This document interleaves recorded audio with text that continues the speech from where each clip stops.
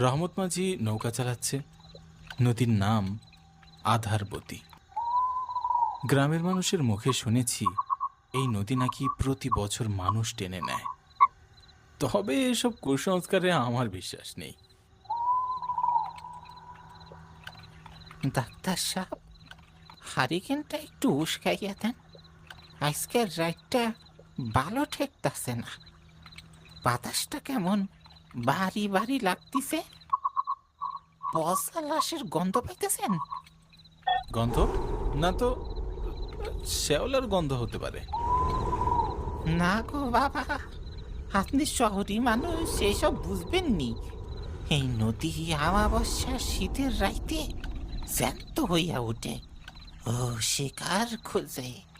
আমার বুকটা দরফর করতেছে। মনে হয় কিছু একটা অঘটন ঘটবো গো বাবু। শহর থেকে ডাক্তারি পাশ করে মাস কয়েক হলো গ্রামে